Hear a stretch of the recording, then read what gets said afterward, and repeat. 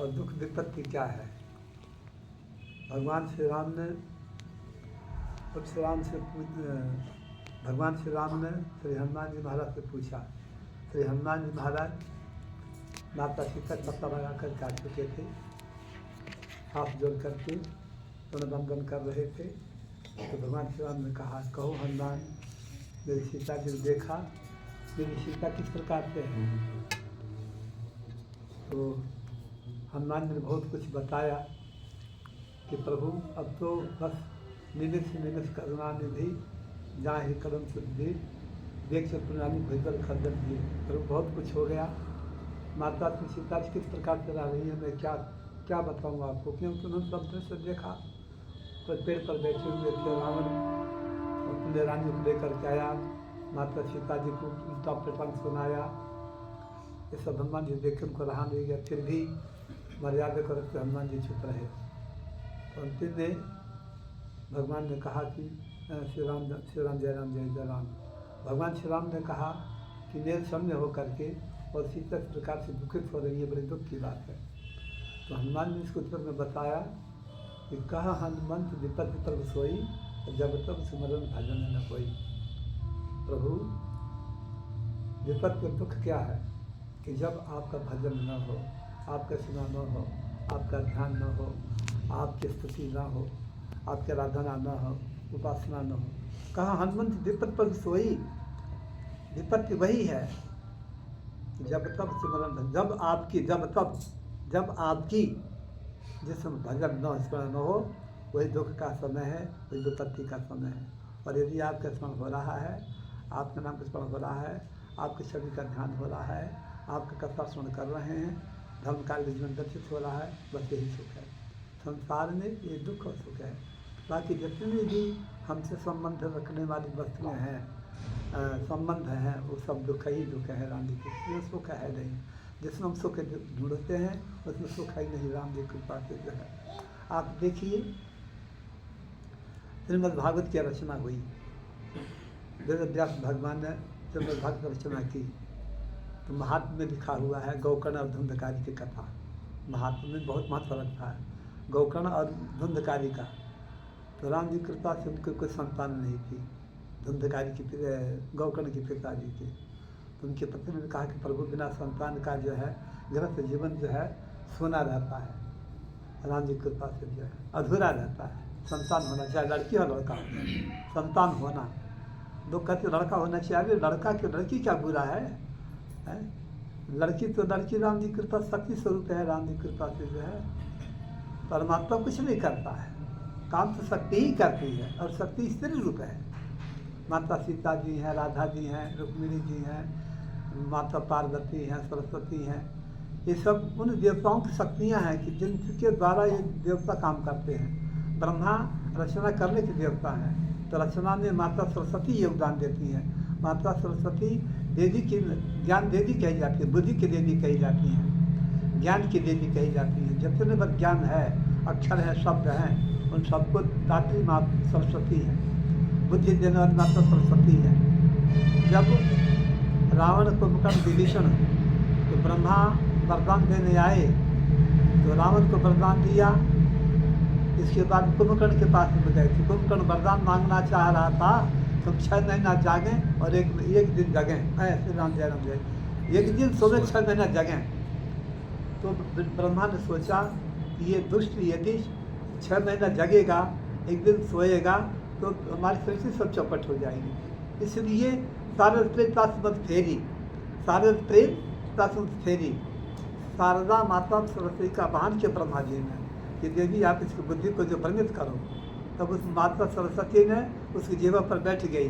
तो 6 महीना सोने को मांगा, एक दिन जागने को मांगा। तो माँ सरस्वती जो है बुद्धि की देवी है, बुद्धि दात्री माता है। रामची बुद्धि वही देने वाली, स्वप्न देने वाली है। तो श्री राम जय राम। और भक्ति स्त्री रूप है, भक्ति स्त्री रूप है। माता श्री सीता जी भक्ति स्वरूप है, आराध्य शक्ति है। राधा आराध्य शक्ति है, लक्ष्मी आराध्य शक्ति है। इसी प्रकार से राम जी कृपा से जो है रौद्री, ज्येष्ठा और वामा कही गई है। तो कार्य तात्पर्य रहा राम जी कृपा से जो है कि श्री राम जय जय राम। मैं आप सबको बता रहा था कि विपत्ति क्या है और सुख क्या है। तो सुख जो है भगवान की भक्ति, और दुख क्या है भगवान से विमुख रहना, संसार की आसक्ति में फंसे रहना, जन्म मृत्यु के चक्र में फंसे रहना।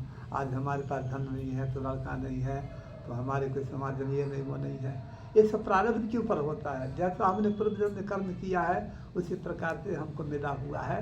तो आज दीक्षा का प्रोग्राम रखा है, इसलिए मैं आप सबसे कहना चाहूँगा कि बस अपने जीवन को बनाना है तो अपने गृहस्थ धर्म का पालन कर, जिसका जैसा धर्म है। और साधु समाज में अपना अपना धर्म अलग होता है। साधु समाज का धर्म अलग है, गृहस्थ का धर्म अलग है। इसी प्रकार से विद्यार्थी धर्म अलग है। जिसका जैसा धर्म है, परमात्मा ने जिसको जो जिम्मेदारी दी है वो अपने जो उत्तरदायित्व को निभावे और भगवान की भक्ति करे, वही जीवन अच्छा है। बाकी सब बेकार है।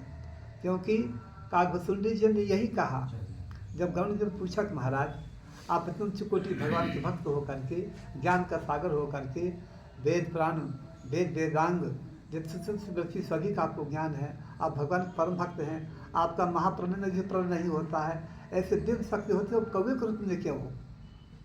कौवा के रूप आपके क्यों है? तो काकभूषुंडी जी बड़े प्रसन्न में बोले कि बहुत अच्छा आपने प्रश्न किया, बहुत पूर्व की बात है, बहुत पिछले जन्म की बात है। तो उन्होंने सारी कथा आप लोग रामायण पढ़ा है, तो काकभूषुंडी जी का जीवन चरित्र, तो उन्होंने कहा कि इस शरीर से मुझे भक्ति, भगवान की भक्ति प्राप्त हुई है। तो जिस शरीर से भगवान की भक्ति प्राप्त हो वही शरीर सुंदर है, वही अच्छा है। सोई पावन सोई सुभग शरीरा अजो तन पाए भजय रघुबीरा। जिस शरीर से भगवान की भक्ति होती है, आराधना होती है, उपासना होती है, सेवा होती है, वही शरीर पवित्र है, वही सुंदर है, वही सराहनीय है। तो उन्होंने कहा कि राम जी कृपा से मैं इस शरीर से भगवान की भक्ति प्राप्त की है, इसलिए मुझे शरीर बहुत प्यारा है। आप देखिए हनुमान जी बंदर के रूप में, और बंदर के रूप से भगवान की सेवा करके आज परमात्मा के रूप में हनुमान जी की पूजन होती है। जब करके हनुमान जी तो साक्षात भगवान शंकर हैं। भगवान शंकर ही हनुमान के रूप में अवतार लेकर के संसार का कल्याण किया। जामवंत जी ब्रह्मा के स्वरूप हैं, ब्रह्मा के पुत्र हैं, वो भालू के रूप में जन्म लिए। किंतु उनका जो है गोस्वामी जी लिखा है कि राम जी कृपा से जो है हनुमान और जामवंत जी का कुरूप होते हुए पूज्य हैं। हनुमान जी बंदर के रूप में है और जामवंत जी भालू के रूप में है, फिर भी हम उनकी आराधना कर उपासना करते हैं। जहाँ रामार्चन होती है तो रामार्चन में जो है ये राम जी की तरफ से ये सुग्रीव हैं, अंगद हैं, जामवंत हैं, ये सभी को पूजन होती है राम जी कृपा से। तो भगवान के साथ में उनकी पूजन होती है। ये नहीं को बंदर उनका पूजन नहीं होना चाहिए। इसलिए जिस रूप में, जिस योनि में भगवान की भक्ति प्राप्त होती है वही जो सराहनीय है, वही पवित्र है, वही सुंदर है। और बहुत सुंदर शरीर पा करके यदि भगवान की भक्ति नहीं होती है, स्वर्ण का घड़ा है, सोने का लोटा है, यदि उसमें दूध भरा जाए तो बहुत अच्छा होगा, और उसी में मदिरा भर दो तो उसकी कोई सराहना नहीं करेगा। ये शरीर है, हमारा शरीर एक प्रकार से पात्र है। इस पात्र में बुरी वस्तु भर लो, अच्छी वस्तु भर लो, तो क्या काम कर अहंकार, ये सब बुरी वस्तु में है। राम जी कृपा से छल कपट राग द्वेष ये सब जो है अवस्तु हैं राम जी कृपा से जो है। और वही जहाँ त्याग है, उपासना है, ज्ञान है, वैराग्य है, भक्ति है, आस्था है, निष्ठा है, उपकार है, दान है, दक्षिणा है, जप है, तप है, ये सब दिव्य गुण जिसमें है वही शरीर सराहनीय है। इसके अतिरिक्त शरीर सराहनीय नहीं है। इसलिए गोस्वामी तुलसीदास जी ने कहा सोई पावन सोई सुभग शरीरा अजोतम पाए भजे रघुबीरा। और विपत्ति आपत्ति क्या है? जब भगवान के भजन न हो। तो आप सब समझें, सब निरंतर सीताराम जी के नाम का संकीर्तन करें, सामूहिक बैठ करके, अकेले बैठ करके, जैसे अभी आप सब बैठ करके हनुमान चालीसा का पाठ किया, कितना अच्छा हुआ। सामूहिक जो कार्य किया जाता है यदि सही ढंग से किया जाए तो उसका महत्व बहुत ज़्यादा होता है, और अकेले बैठ करके भी किया जाए तो उसका भी महत्व है। किंतु सभी राम जी कृपा कहा गया है कि कलयुग में राम जी कृपा से ज्ञान नहीं है, योग नहीं है, वैराग्य नहीं है। क्या है? यस्मात् नासी ततस्य योग समाधि न तत्र लभ्यते सम्यक कर्म केशव कृष्णात्। भगवान वेद व्यास ने अपने श्रीमद् भागवत में कहा है, यस्मात् फलम नास्ति तपस्या योगम समाधिन तत्फलम लभ्यते सम्यक करोति सबके समान। जो तपस्या में फल नहीं है, समाधि में फल नहीं है, योग साधन में फल नहीं, क्यों? ये साधन सफल नहीं होते हैं। न तो सिर्फ तपस्या, अरे हम जो भूखे नहीं रहते, अब देखिए एकादशी व्रत करते हैं, अब देखो बढ़िया बढ़िया व्यंजन बना के लाते, भोजन आया, लक्ष्मी कौन कौन, तो रबड़ी है, तो भजिया है, तो पूरी है, काय व्रत है तो खूब खा लिया है राम जी की कृपा से। क्यों? व्रत है राम जी की कृपा से जो है कि भाई अन्न नहीं खाए, अन्न दोष से बच गए बस। तो व्रत होता है, उपवास व्रत में भूखा रहना चाहिए। और एकादशी व्रत में राम जी की कृपा से आपको 24 एकादशी कराने का फलाहार का भी लिखा गया है। एकादशी महात्म्य में राम जी की कृपा से जो है किसी दिन किसी एकादशी तिल खा कर रहा जाता है, किसी एकादशी को किशमिश खा कर रहा जाता है, किसी एकादशी को आंवला खा के रहा जाता है।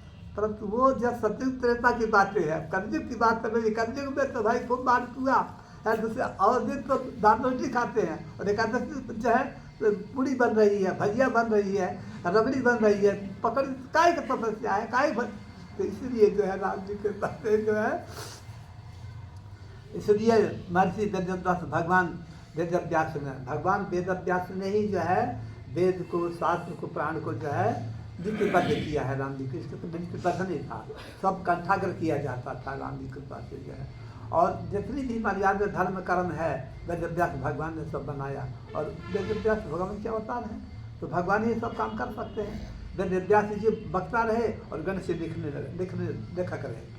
और ये श्री राम बद्री का आश्रम में है, राम जी के पास गणेश जी और व्यास जी जहाँ बैठ करके 4 वेद 6 पुराण 4 पुराण की जो है रचना किया है, वहाँ पर उनकी मूर्ति स्थापना है राम जी के पास से जो है, माने के पास में। तो कहने के साथ पर ये है राम जी के पास से जो है कि जब हमारा मन भटकता है, जैसे मालक कहते हैं मन भटकेगा, बड़ा विचित्र मन बड़ा चंचल है, न मन कहाँ दौड़ता है, न मन क्या क्या बातें बनी हुई है मन में।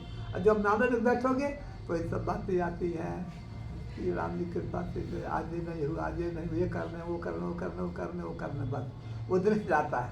ये सभी इस बात को जानते हैं, श्री राम इस बात को सभी जानते हैं राम जी के पास से जो है। तो भैया माला फेदो ने तो श्री राम जय राम जय जय राम, श्री राम जय राम जय जय राम, सीताराम सीताराम राधे राम राधे राम, ये भगवान जी का नाम है। खूब कीर्तन करना जोर जोर। रामानुजाचार्य शुल्क गुरु ने कहा कि मंत्र गोपीन रखना, क्यों? दूसरा सुनने को तो मुक्ति हो जाएगी। तो बोले बुझे इससे और क्या अच्छा होगा, जो सब लोग मुक्त हो जाए तो ऊँचे पहाड़ पर चढ़ कर तो गुरु मंत्र को खूब जोर जोर से चलाने लगे कि भले मुझे नर्क में जाना पड़े, कि तो लोगों को उद्धार हो जाएगा। इसलिए जो है हमें तो सबको देखना चाहिए। कहा गया है कि जो अपने कमाई को स्वयं अपने भोग करता है वो राम पाती है। राम जी कृपा से जो है वेद का मंत्र है केवलागो भवति केवलागो भवति, केवलागो भवति केवलागो भवति, अर्थात जो अपने भी जीता है वो कुकर सुकर के समान है।